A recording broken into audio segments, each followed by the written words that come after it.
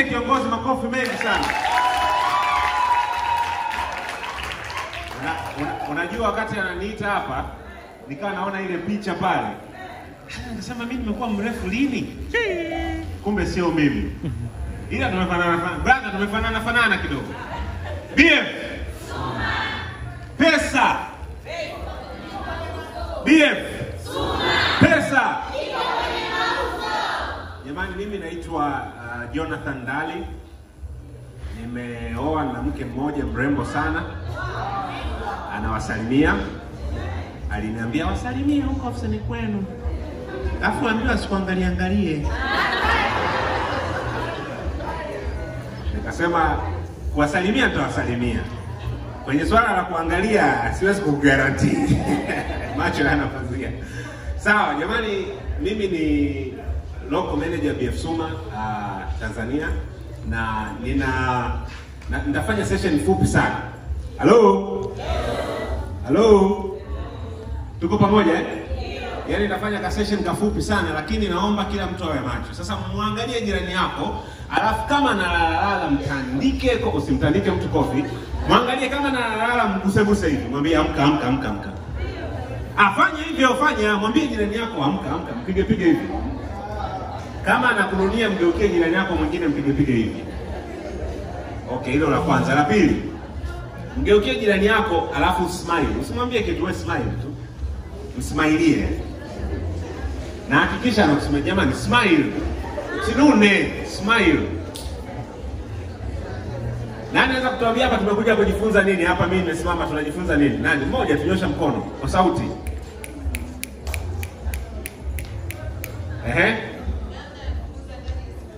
Namna ya kuuza ndani ya. Hebu naomba kila mmoja aseme 1 2 3. Namna. Haya, naomba tufanye vitu viwili kabla sijaendelea. Kwanza, kila mtu atoe simu yake mfukoni. Toa, hata kama ni kitochi, kama ni iPhone, haijalishi, chombo cha mawasiliano. Toa, kila mtu ashike simu yake. Jambo la kwanza naomba unisaidie kufanya. Wale mnaorekodi endeleeni kurekodi, hana shida. Weka simu yako kwenye silent mode. Yaani nikiwa naongea, simu yako inaweza ikaita lakini nisisikie sauti. Weka kwenye silent mode. Hilo ni jambo la kwanza. Na hiyo ni mbinu nzuri sana unapoongea na mtu, simu yako weka kwenye silent mode. Especially kama unauza. Kwa sababu italeta distraction. Sawa eh? DJ una ngoma yoyote pale, ngoma yoyote tu. Haya, kabla ya hapo, naomba mdada yote anaona unajijua ni mrembo kuliko wote mndani, njoo. Unajijua ni yani kompi. Tani. Tumpigie makofi. Jamani, mrembo sio mrembo? Haya, mnamfahamu dada bila makeup, mrembo sio mrembo? Maana hivi vitu vinatudanganya hivi. Siku hizi kuna filter. Unaweza kumwona mtu kwenye simu, mnaenda kwenye date, mtu ni mwingine. Hiyo sio point yangu. Sawa, sasa mimi ndo nimekuja kufanya mauzo hapa, si ndio eh? Namuuzia nini sasa? Haya, ngoja kwanza DJ. Tufanye kama ndio namuuzia. Tushaanza maongezi, tuna masaa mawili ndani ya maongezi, si ndio?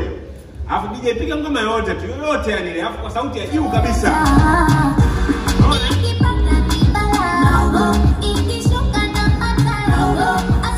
Asante. Halo? Sasa wewe tuseme unamuuzia mtu Pure and Broken Ganoderma Spores. Alafu lisimu lako linaita sukari. Umeona eh? Kwa hiyo unasababisha distraction isiyo ya msingi. Sawa eh? Unasababisha dada, asante, tumpigie makofi. Hiyo ilikuwa ni introduction tu. Sasa leo nataka yani tuko darasani sasa. Mwambie jirani yako uko darasani. Nachukua dakika zako 20 tu. Sawa eh? Simu yako weka pembeni, unless kama una rekodi, lakini vile vile isiite. Ikiita kata. Kwa sababu kitu unachokipata hapa, watu wanalipa mamilioni ya pesa kwenda kwenye semina za kufundishwa. Si ndio eh? Sawa eh? Lakini wewe leo unakipata kwa almost bure. Sawa eh? Kwa tusikilizane kwa makini sana. Kuna watu wa aina 3 ambao tunao hapa duniani. Kama unaandika wewe andika. Oh, hallelujah, glory, glory. Kuna watu wa aina ngapi? Wako watu wa aina nyingi, lakini nataka niseme hawa wa aina 3, sawa eh? Aina ya kwanza ya watu, na unfortunately au vibaya zaidi, hawa ni aina ya viongozi ambao tunao kwenye jamii yetu. Aina ya kwanza ni wale watu ambao hawajui nini kinaendelea. They don't know what is happening. Hawana habari, hawajui. Kwa nini? Kwa sababu hawako in touch na reality, na ukweli na uhalisia wa maisha. Sawa eh? Lakini vile vile sasa unajua tufanye kama niko kanisani hivi. Hata kama hujafika kanisani. Nikisema sawa eh? Hata kama ni kinafiki nasema ndio. Naitikia yani ili nijue tu watu wapo. Sawa eh? Hello? Sawa eh? Yaani tunaitikia hivyo, tunaongea wote. Sasa mimi niko darasani hapa nafundisha vitu vya msingi. Kwa hiyo ni aina ya kwanza ya watu. Na natumaini humu ndani hao watu hawapo. Lakini hata kama wapo, basi utoke kwenye hiyo engo. Kwamba wewe huna taarifa na jamii yako, hujui nini kinaendelea. Sawa eh? Sawa eh? Yaani haujui. Na kama wewe ni kiongozi, kwa sababu siku moja utakuwa kiongozi, kwa hiyo lazima ujue. Ni lazima uwe na taarifa na jamii yako, usiwe mtu ambaye hujui nini kinaendelea. Yaani wewe hujui. Sawa eh? Sasa sitaki tubaki hapo. Nataka nionyeshe aina ya pili. Aina ya 3 ndio nitajikita hapo. Aina ya pili ni wale watu ambao wanajua nini kinaendelea, lakini kwa bahati mbaya sana hawafanyi kitu chochote. They know what is happening, but they don't do anything about it. Hawafanyi kitu chochote. Sasa natumaini pia humu ndani tunao watu wa aina hiyo. Nyosha mkono kama wewe unajua nini kinaendelea lakini haufanyi kitu chochote. Na sababu kubwa ambayo hufanyi kitu chochote ni kwa sababu hauchukui, tunasema you don't take responsibility. Hauchukui ule uwajibikaji. Kwamba unajua tatizo lakini unasema bwana mimi sitaki kuwa sehemu ya hili tatizo. Unajiepusha au sio? Lakini vile vile unaona bwana kwa nini jisumbue? Harusi sio yangu. Shera la nini? Si ndio hivyo? Yaani unaona mimi hapana, unaachana nayo. Sasa natumaini wewe sio mtu wa aina hiyo. Na mtu wa 3, sasa hiyo picha mmeitoa wapi je? Sasa hiyo picha haina pete, hiyo nilikuwa sijaoa hapo. Unanipa wakati mgumu je wewe? Weka picha yenye pete bwana. Lakini sawa, natania tu jamani. Hello? Aina ya 3 ya watu nataka tujikite hapa. Alafu nitaingia sasa kwenye mlengo wangu mkubwa. Ni wale watu ambao wanajua nini kinaendelea na wanachukua hatua madhubuti kufanya kitu husika. They know what is happening and take deliberate steps, au they act decisively. Wanachukua hatua madhubuti kufanya kile kinachohitajika. Kuna viongozi wametoka hapa kuongea kama Dr. Chenza. Amezungumza mambo mengi sana. Sasa practicality iko hivi. Nataka humu ndani wote tukitoka leo tuwe aina hii ya 3 ya watu, kwamba unajua nini kinaendelea na unachukua hatua madhubuti. Umepata knowledge, umepata historia, umepata uelewa, umeambiwa kuhusu kampuni na baadaye viongozi wengine wataenda kuzungumza. Sasa umeshajua knowledge hii yote unayo. What next? Nini unafanya? Si ndio hatua gani unachukua? Sasa ili uchukue hatua madhubuti unahitaji vitu viwili. Kwa Kiingereza tunasema awareness and readiness. Yaani unahitaji utambuzi na utayari. Utambuzi, lazima utambue, na utayari. Sasa kwenye utambuzi hapa ndio tunaingia sasa jinsi gani unaweza ukafanya vizuri hata kwenye mauzo. Lakini hizi principles, hizi kanuni unaweza ukazitumia kwenye maeneo mengine pia. Sawa Haya, namba 1.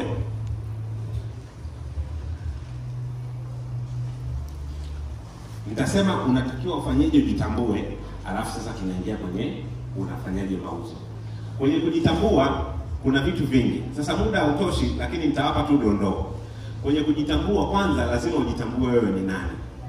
Kwenye kujitambua wewe ni nani, nitaenda haraka kidogo. Kwenye kujitambua wewe ni nani, manake unatambua ubora wako na unatambua madhaifu yako. Kwa nini utambue ubora wako? Unatambua ubora wako kwa sababu ndiyo nguvu yako. Utaitumia hiyo kwa ajili ya kufanya mauzo.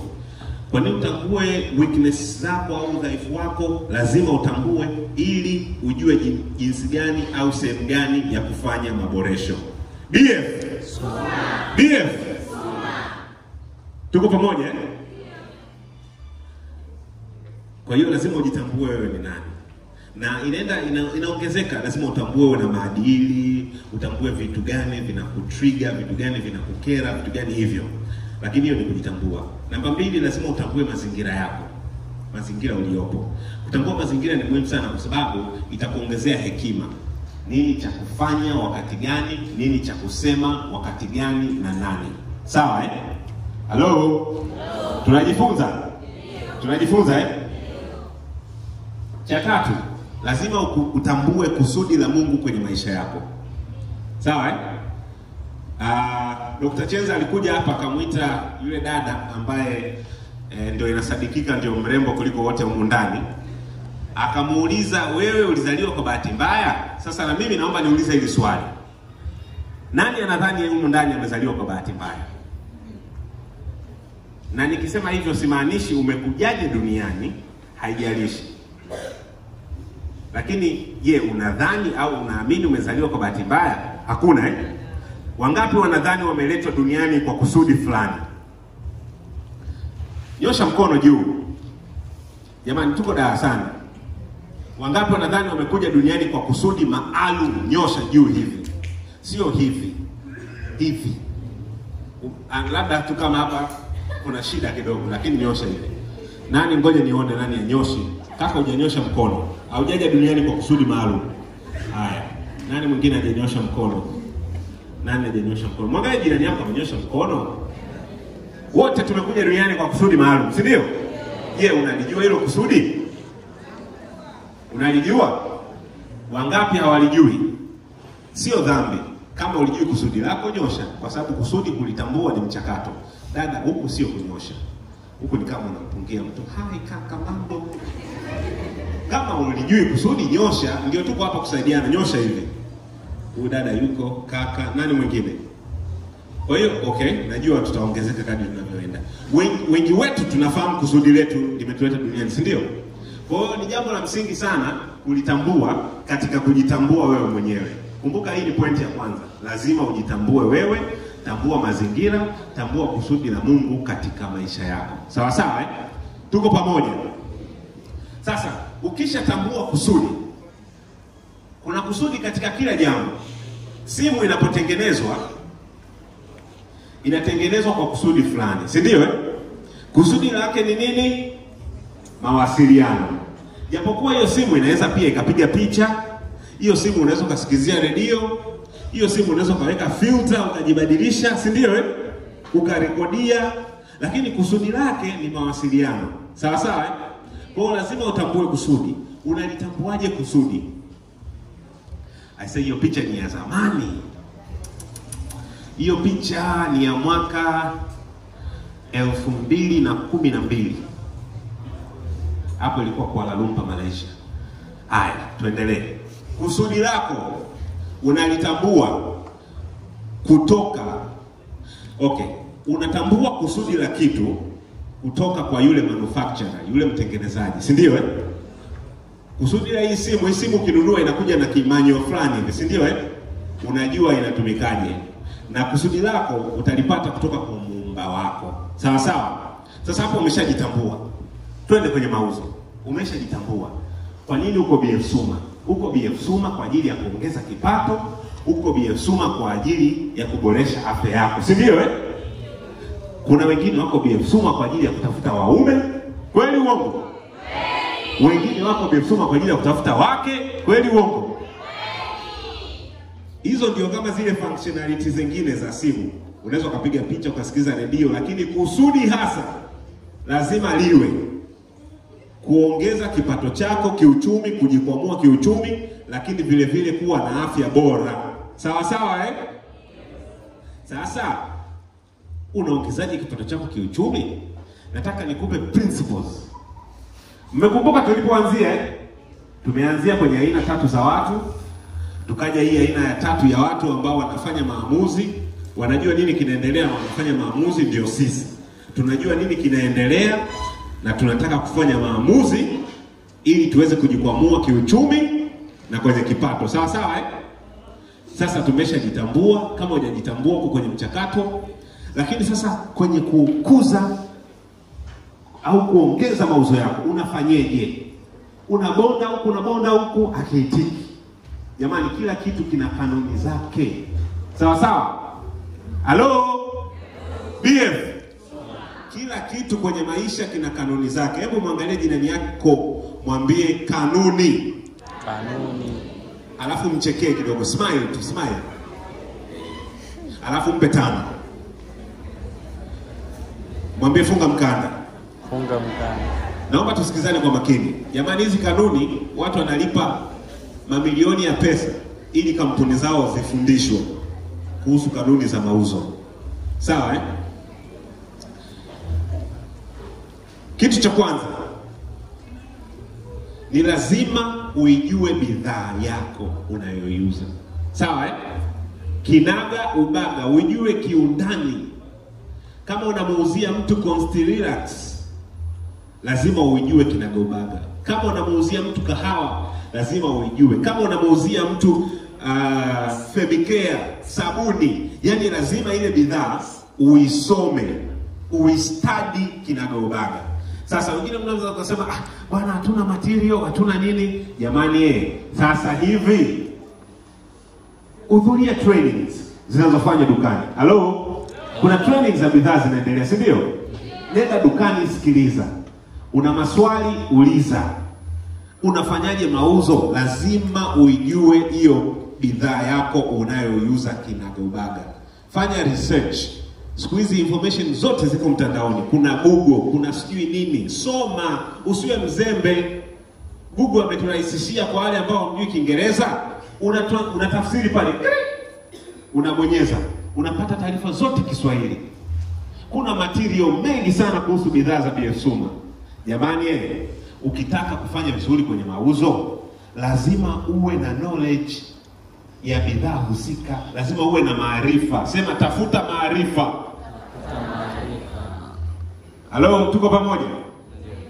Lazima uwe na maarifa ya kutosha kuhusu bidhaa husika. Maarifa unayapataje? Nenda kwenye seminar, nenda kwenye matamasha kama haya, fanya research, tafuta vipeperushi, tafuta bidhaa za BF Suma mtandaoni ziko, soma. Kuna training nyingi zinafanya, omba material kutoka kwa wale trainers, soma, ongeza value. Jana nilikuwa nazungumza mahali fulani, nikawa nawatia moyo wale vijana, nikasema lazima uongeze ubora wako. Value ni thamani, lazima uongeze thamani. Ili ukikutana na mteja, kila swali anayokuuliza una majibu yake. Sawa sawa? Kwa hiyo ongeza thamani. Soma, soma, soma. Kila mtu aseme soma. Soma. Hilo jambo la kwanza. Kuna swali mpaka hapo? Kuna swali? Jamani, kuna swali? Haya. Hamna tatizo. Mimi siko hapa kutoa speech, hili ni darasa. Kwa kama una swali unanyosha mkono. Lakini nitalimit maswali. Na dakika kama 5 hivi nimalizie. Jambo la pili. Nafundisha mambo mawili tu. Yako mengi. Lakini ya kwanza, ijue bidhaa yako. Jamani, nawasisitiza tena. Ijue. Jua nini unauza. Ijue marketing plan nje ndani. Hiyo ndio siri ya kufanya mauzo ndani ya siku 30. Hakuna shortcut, ni hiyo. Sawa eh? Ya pili. Kuna kitu kinaitwa soft skills. Soft skills. Hizi ni zile skills ambazo unazihitaji, ambazo zinahusu mambo mengi. Kuna communication humo ndani, kuna jinsi ya kuinteract na watu, unaongea nao vipi. Hizo ni skills ambazo unazihitaji. Sasa hilo ni darasa refu kidogo. lakini nitawapa tu dondoo. Communication skills, zile mbinu za mawasiliano, skills ambazo unazihitaji kwenye kuwasiliana na mteja. Sawa sawa? Hello? Hello. Sasa ni breakdown. Communication iko hivi, au mawasiliano, jinsi tunavyoongea. Jamani, dakika 5 tunaomba tusikilizane kwa makini. 93% ya maongezi au mawasiliano, 93% ya mawasiliano yetu ni kitu kinaitwa non-verbal. Yaani ni mawasiliano ambayo hayatumii maneno. 93%. Okay, great. Wanani upgrade. Halo, tunasikizana eh? Ndio. Kwa hiyo 93% ya mawasiliano yetu ni mawasiliano yasiyotumia maneno. Nakupa skills za kufanya mauzo. Kama 93% hazitumii maneno, maana yake 7% ndio zinatumia maneno. Kwa hiyo jamani, mauzo sio kuongea sana. Kwa sababu kwenye kuongea ni 7% tu. 93% zote unazifungia huku nyuma. Sawa eh? Sasa katika hizo 93%,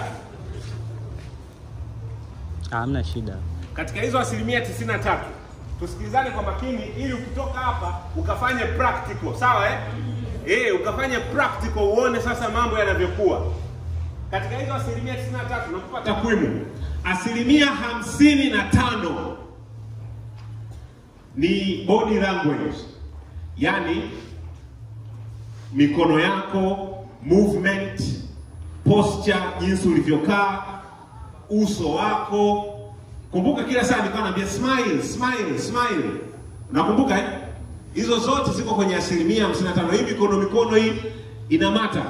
Sawa eh? Otherwise ningekuwa hapa nimekuja naongea tu hivi. Jamani, 93% hivyo. Isingekuwa na mvuto, ndio eh? Hello? Kwa hiyo 55% ndio body language. Katika hizo 63%, 38% ni tone, voice.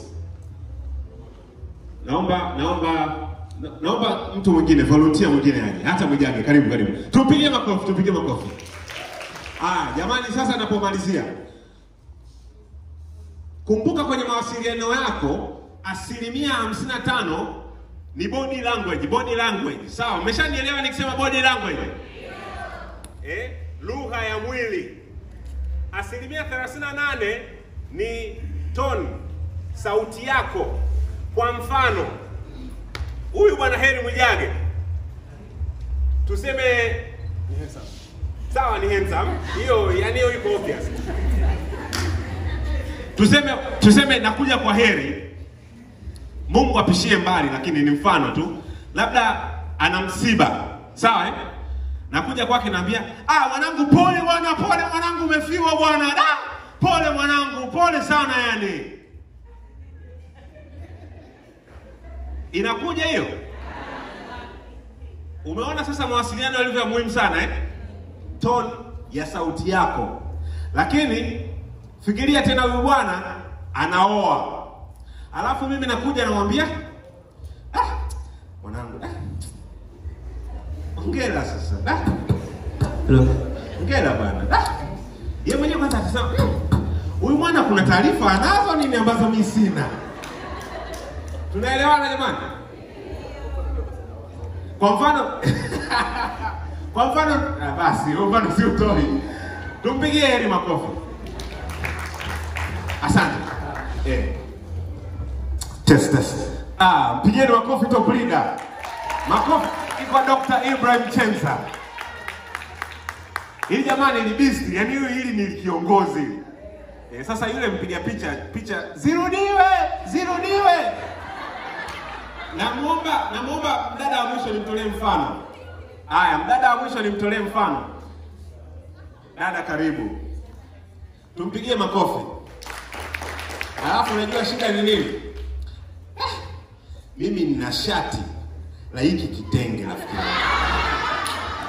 ndio shida. Sasa leo ningevaa hapa afu picha sikapigwa. Sema kingeumana. Kwa mfano huyu dada mrembo mzuri, dada umeolewa, una mchumba, unaye. Kafikiria kwanza yule mambo anajielewa yule. Yes. Kuna mtu nilimuuliza hilo swali akanyamaza kwanza. Akaanza kumfikiria mchumba wake. Maana yule hajielewi. Niko single. Muona dada mrembo kama huyu. Nataka nionyeshe 38% za mawasiliano yetu inahusu sana sauti. Sawa eh? Mimi nakuja kwa dada kama unaambia, "Dada mimi nakupenda mwanangu, nakupenda kinoma yani nakupenda." Atabaki huyu. Sasa fikiria huyu ndio mteja. Atanunua bidhaa? Hawezi. Kwa hiyo lazima uwe creative. Sanaa ya mauzo. Sema sanaa ya mauzo. Sasa nakuja kwa dada anambia, "Dada mimi nakuelewa kinoma yani. Wewe ni beautiful sana yani. Yani wewe ndio sanitizer ya moyo wangu. Wewe ndio barakoa ya utumbo wangu." Dada mwenye anacheka. Naomba dada mimi natania tu hapa. Asili akajua kweli bure. Tumpigieni makofi. Kwa hiyo karibu kae. Hitimisho langu ni hili. Unapowasiliana na mteja wakati wowote, vitu vya kuzingatia. Unajua bidhaa yako? Knowledge unayo? Kama knowledge unayo, unakuja kwenye sanaa ya mauzo. Mawasiliano yako unapozungumza na yule mtu, empathy. Kuna vitu vingi vinaenda pale. Smile, unapotakiwa kusmile. Toni ya sauti yako, kama ni mgonjwa amekuja, huwezi kuongea tu ni sauti la ajabu ajabu. Lazima uwe na ile, yani lazima uwe na ile feeling kwamba kuna mtu, yani unanielewa body language, jinsi unavyokaa. Kuna vitu vya kusikitika, kuna vitu vya kupongeza. Unapouza pure and broken Ganoderma spores, lazima ujue zile ingredients za mule ndani. Na umwambie yule mteja, hivi vinahusu 1, 2, 3, vinaenda kufanya hiki na hiki na hiki. Lazima uwe na lugha ya assurance, positivity. Sawa sawa eh? Tumeelewana jamani? Ndio kabisa. Baada ya leo, wangapi wanaahidi wataenda kufanya mauzo kinoma noma yani? Mimi hapa. Wangapi wanaahidi wataenda kufanya mauzo kinoma noma yani? Mimi hapa kwanza. Wangapi nyosha hivi mkono kama unaenda kufanya mauzo kinoma noma? Jamani, hivyo ni vitu vya kuzingatia. Sasa muda wangu umeisha na nataka niwaage. Lakini usisahau communication, mawasiliano yana play part kubwa sana kwa wewe kufanya mauzo. Lazima ujitambue wewe ni nani, tambua mazingira yako, tambua lugha unayotumia, angalia mtu unayezungumza naye, sawa eh? Alafu ukichanganya na ile knowledge ambalo unalo kuhusu product husika. Jamani, unatoboa utoboe? Unatoboa utoboe? BF pesa iko kwenye mauzo. Pesa iko katika mauzo. Haya, pasha. Choma. Jamani, Mungu awabariki sana. Jina langu naitwa Jonathan Dali. Kwa wale mliochelewa kuingia, mimi ndio meneja wenu. Mungu awabariki na